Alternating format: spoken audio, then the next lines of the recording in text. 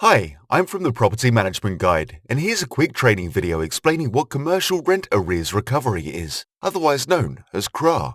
This will help you understand how a landlord of a commercial property can take action to collect tenant rent arrears by seeking to cease the actual items of the tenant and resell these. This is a drastic measure and has evolved since 2014 from the previous principle of distraint and instructing bailiffs. And although under CRAR there are now more procedures and time limits to slow and soften the process down, it is still a serious remedy that all commercial property landlords, tenants and other parties need to be aware of.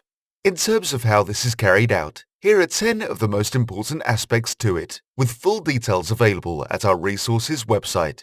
1. You must have a written lease in place between a landlord and tenant. Although this right actually comes from legislation and so doesn't need specific reference in the lease. 2.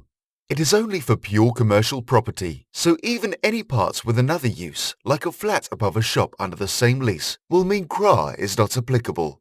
3. It is only for pure rent arrears, including VAT and interest, but excluding other costs like service charges and insurance premiums, even if they're labelled as rent. 4.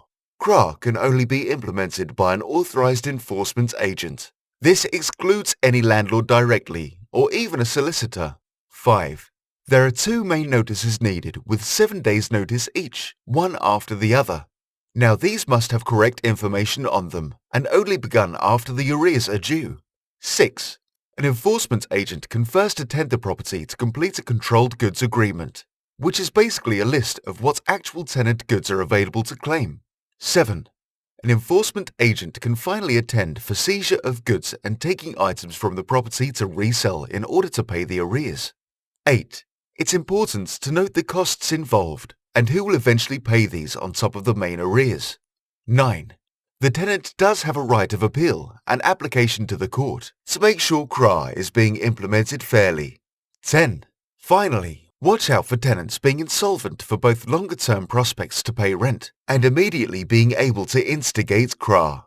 So there we have the 10 most important aspects to the CRAR process. To find out more about this and other aspects of effective property management, click on the links below to our website and Amazon best-selling book, including a free download of the Property Management Pack. Please also post any questions you have below the video and we'll answer them for you. And we recommend you subscribe to our channel to receive latest updates and videos.